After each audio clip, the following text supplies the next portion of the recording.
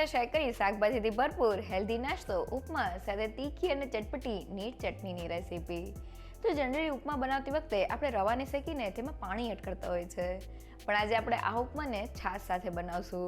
તેનાથી ઉપમા ઠંડો થયા પછી પણ ખાવામાં એકદમ સોફ્ટ લાગશે.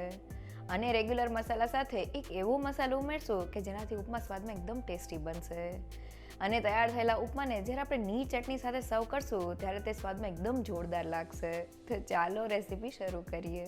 સૌથી પહેલાં નાસ્તા માટે ઘરમાં રહેલી વાટકીના માપથી 3 વાટકી જેટલી છાશ મિક્સિંગ બાઉલમાં એડ કરી દઈએ. હવે તેમાં 2 નંગ જેટલા લીલા મરચાંના ટુકડા, અડધી ચમચી જેટલું ખમણેલું આદું અને 1/4 કપ જેટલા કોથમીના પાન એડ કરી દઈએ અને બધી જ વસ્તુને મિક્સ કરી લઈએ. તો બધી વસ્તુ મિક્સ થઈને છાશ સાથેનું આપણું મિક્સર તૈયાર થઈ ગયું છે. તો ઉપમા માટે મેં 3 વાટકી જેટલા છાશનો ઉપયોગ કરેલો છે. આ ઉપમાનું 1 વાટકી સૂજી સાથે બનાવું છું, તેની સાથે 3 વાટકી જેટલા છાશનું માપ એકદમ પરફેક્ટ છે. અહીં આપણે છાશને મોડી લેવાની છે, ખટાશવાળી નથી લેવાની. સાથે જો તમારે છાશની જગ્યાએ દહીંનો ઉપયોગ કરવો હોય તો 1 વાટકી સૂજી સાથે અડધી વાટકી જેટલા દહીં અને તેની સાથે અડધી વાટકી જેટલા પાણીનું માપ એકદમ પરફેક્ટ છે. હવે ઉપમા બનાવવા માટે કઢાઈમાં 2 મોટી ચમચીલું ઘી અને 1 મોટી ચમચીલું તેલ એડ કરી દઈએ. તો ઉપમાનો સ્વાદ ઘી સાથે એકદમ સરસ લાગે છે. હવે તેમાં અડધી ચમચીલા રાઈના દાણા, અડધી ચમચીલું જીરું, 1 ચમચીલી ચણાની દાળ અને થોડા લીમડાના પાન એડ કરીને વઘારને સારી રીતે સાતરી લઈએ. તો લગભગ 2 મિનિટ જેવું થઈ ગયું છે અને દાળ એકદમ સારી રીતે સતળાઈને ગોલ્ડન બ્રાઉન થઈ ગઈ છે. તો હવે તેમાં 2 મોટી ચમચીલા સિંગદાણા એડ કરીને તેને પણ સારી રીતે સાતરી લઈએ. તો અહીંયા તમે સિંગદાણાની સાથે થોડા કાજુના ટુકડા પણ એડ કરી શકો છો. તો 1 થી 2 મિનિટમાં જ આપણા સિંગદાણા એકદમ સારી રીતે સતળાઈને ગોલ્ડન બ્રાઉન થઈ ગયા છે. તો હવે તેમાં 1 કપ જેટલી ઝીણી સુધારેલી ડુંગળી એડ કરીને ડુંગળીને સારી રીતે સાતરી લઈએ. તો લગભગ 2 થી 3 મિનિટ જેવું થઈ ગયું છે અને ડુંગળી એકદમ સારી રીતે સતળાઈને ટ્રાન્સપરન્ટ થઈ ગઈ છે. આપણે તેને બ્રાઉન નથી કરવાની. તો હવે મેં અહીંયા થોડા શાકભાજી લીધેલા છે, જેમાં 3 મોટી ચમચીલા ગાજરના ટુકડા, 3 મોટી ચમચીલા કેપ્સિકમના ટુકડા અને 2 મોટી ચમચીલા લીલા વટાણા લીધેલા છે. તેને એડ કરીને શાકભાજીને સારી રીતે સાતરી લઈએ. તો મેં ટોટલ અડધા કપ જેટલા શાકભાજી લીધેલા છે. 1 કપ સૂજી રવા સાથે અડધા કપ જેટલા શાકભાજીનું માપ એકદમ પરફેક્ટ છે. શાકભાજીમાં તમને ભાવતા કોઈ પણ શાકભાજી તમે એડ કરી શકો છો. બસ તેને થોડા ઝીણા સુધારી લેવા. હવે કઢાઈનું ઢાંકણ બંધ કરી દઈએ અને શાકભાજીને ધીમા ગેસ પર 2 થી 3 મિનિટ માટે કૂક કરી લઈએ. તો લગભગ 3 મિનિટ જેવું થઈ ગયું છે અને ઢાંકણ ખોલીને જોઈએ તો શાકભાજી સારી રીતે સતળાઈને થોડા સોફ્ટ થઈ ગયા છે. તો હવે મેં અહીંયા 1 કપ જેટલો સૂજી રવો લીધેલો છે. તો મેં આ રીતના જાડા રવાનો ઉપયોગ કરેલો છે. તેને એડ કરીને ધીમા ગેસ પર સૂજીને એકદમ સારી રીતે સાતળી લઈએ. તો સૂજી રવાને સાતળતી વખતે આપણે ગેસની ફ્લેમ લો રાખવાની છે, જેથી તે એકદમ સારી રીતે સતળાઈ જાય અને તેનો દરેક દાણો ફૂલી જાય. સાથે આપણે તેને સતત હલાવતા રહેવાનું છે, જેથી તે જરા પણ બ્રાઉન ન થાય. તો લગભગ 7 થી 8 મિનિટ જેવું થઈ ગયું છે અને તમને રવાને બતાવું તો તમે જોઈ શકો છો કે તે એકદમ સારી રીતે સતળાઈને તેનો દરેક દાણો ફૂલી ગયો છે. તો હવે તેમાં એક નાની સાઈઝના ટમેટાના ટુકડા એડ કરી દઈએ અને તેને સારી રીતે મિક્સ કરી લઈએ. તો ટમેટાને કૂક થતાં એકદમ ઓછો સમય લાગે છે, એટલે આપણે તેને શાકભાજી સાથે એડ નથી કરવાના. તો ટમેટા મિક્સ થઈ ગયા છે. હવે આપણે છાશવાળા મિક્સરને એડ કરવાનું છે. તો તેને થોડું થોડું એડ કરતા જઈને મિક્સ કરી લઈએ. તો સૂજી રવો ગરમ હોવાથી બધી છાશ તેમાં એબ્ઝોર્બ થઈ જાય છે. તો હવે તેમાં અડધી ચમચી હળદર પાવડર, સ્વાદ પ્રમાણે મીઠું અને બધા જ ટેસ્ટને બેલેન્સ કરવા માટે 1 ચમચી ખાંડ એડ કરી દઈએ અને બધી જ વસ્તુને મિક્સ કરી લઈએ.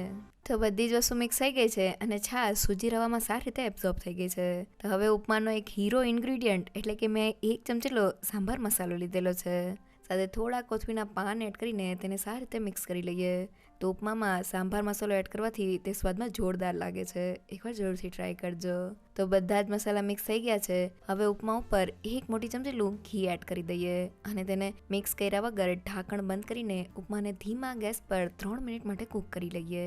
તે લગભગ 3 મિનિટ જેવું થઈ ગયું છે. હવે ઢાંકણને ખોલી લઈએ. તો આપણો એકદમ સોફ્ટ ઉપમા તૈયાર થઈ ગયો છે. ગેસની ફ્લેમ બંધ કરી દઈએ અને તૈયાર થયેલા ઉપમા ઉપર 1 ચમચીલો લીંબુનો રસ અને થોડા કોથમીરના પાન એડ કરી દઈએ અને તેને સારી રીતે મિક્સ કરી લઈએ. તો લીંબુનો રસ એકદમ સારી રીતે મિક્સ થઈ ગયો છે અને આપણો ઉપમા તૈયાર થઈ ગયો છે. તૈયાર થયેલા ઉપમાને એક વાટકીમાં ભરી લઈએ અને હવે વાટકીને થાળીમાં ડીમોલ્ડ કરી લઈએ અને તેને કાંટાની મદદથી તોડીને જોઈએ તો આપણો એકદમ સોફ્ટ અને છૂટો છૂટો ઉપમા તૈયાર થઈ ગયો છે. એકવાર જરૂરથી ટ્રાય કરજો.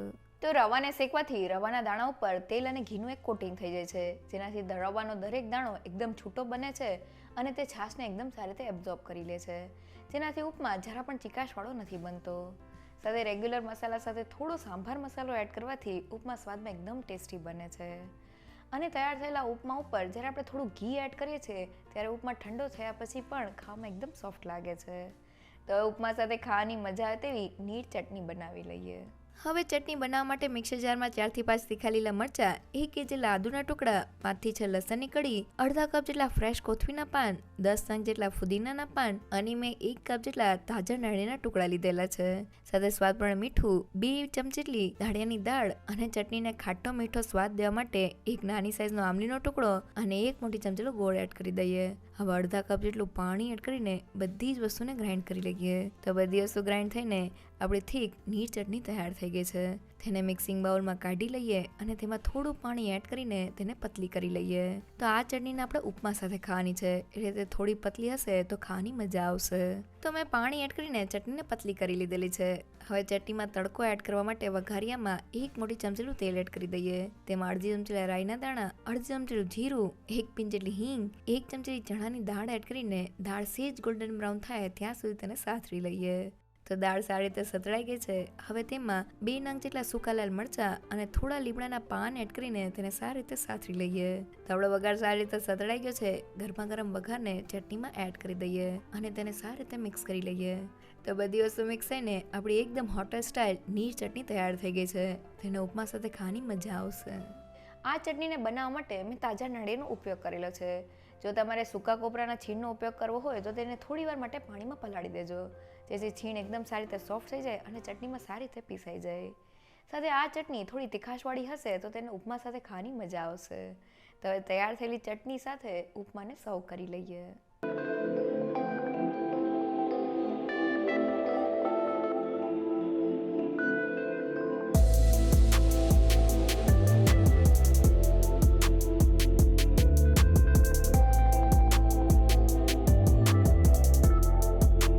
શાકભાજીથી ભરપૂર એકદમ હેલ્ધી ઉપમા સાથે નીર ચટણી એકવાર ચોક્કસથી ટ્રાય કરવા જેવી છે.